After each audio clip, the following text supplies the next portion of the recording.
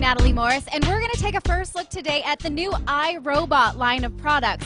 Now, iRobot are the robots that clean your floors, so they're little robotic vacuum cleaners. I love them. I use them at home all the time. This is Nancy Smith. She's with iRobot. Thank you for bringing by your little robot machines. My pleasure. So you have a new line of Scuba and a new line of Roomba. Now let's go over what each one of them do. The Roomba is a vacuum cleaner, so it's not going to pick up, it's not going to scrub your floors at all. It's just going to pick up. We have a little mess here, and it does seem like an organized mess, but we did kind of grind them into the carpet so we can really put it to the test.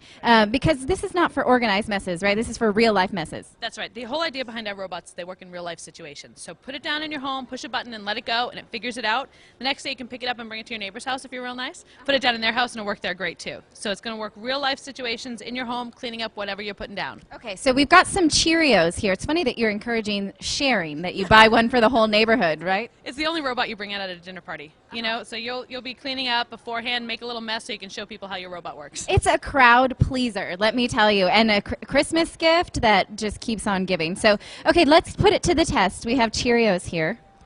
It's the easiest system ever. It just goes down and then looks for the dirt itself, right? Well, so what it does is it tries to figure out the size of the space, cleaning as it goes. We're doing a little Roomba soccer here because we have a mess. The robot doesn't see dirt in front of it, but it sees dirt underneath it.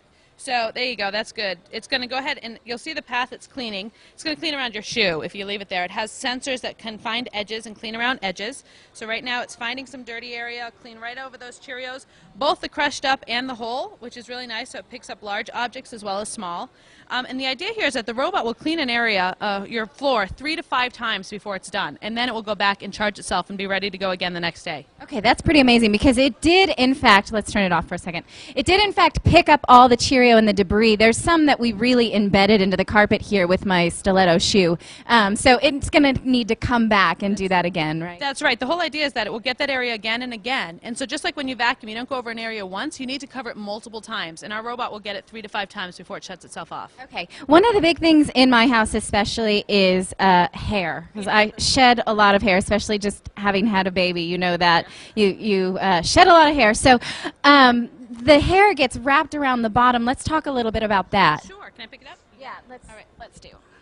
Okay, so the robot has these 2 counter-rotating brushes that pick up a lot of hair, and it's great because it actually pulls the hair out of the carpet, so it does a great job picking it up. But in the past, sometimes the hair would actually wrap around too much, so you had to clean that up very frequently. Our new vacuum actually has an ability to pull some of that hair off. It's called AeroVac, and so it's pulling a lot of the hair off of the brushes and putting it back into the bin so that it cuts down on any wear and tear. People who've owned Roombas before have complained about that, and this is a great fix for the new version. Right, it tends to be a big pain in the butt, so that now you can just capture all the hair in this plastic thing, right? And then you just pull that out. That's right.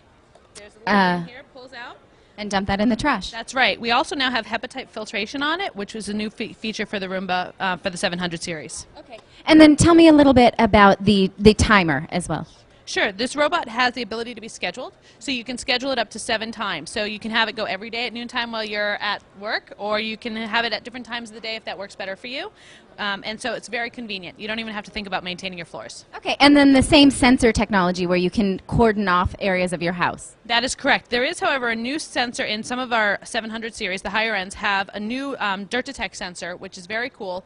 The current one has a sensor that will detect fine particulate, so it actually hears the dirt. The new ones actually also have a optical sensor, so they can see dirt underneath it that might be lighter. So hair, like you were talking about. If you have a pet that sleeps in a certain area and there's a lot of hair there, you want the robot to spend more time there. So the new higher end 700 series will do that.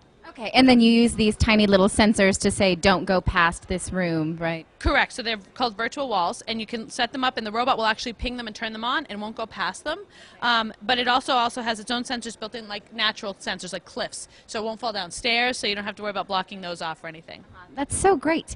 Okay, very good. And when does this come out, and how much can we expect it? Sure. Those are coming out the end of this in the middle of Q1. So if you go online to iRobot.com, and you can be updated as to when those will be available. And the price range is in $450 and up. Okay. for this version. All right, it's an expensive gift, but let me tell you, if you hate washing floors and sweeping as much as I do, it's an investment worth looking into. Okay, now let's talk about the new Scuba. This is about half the size of the original Scuba, so it's a lot smaller.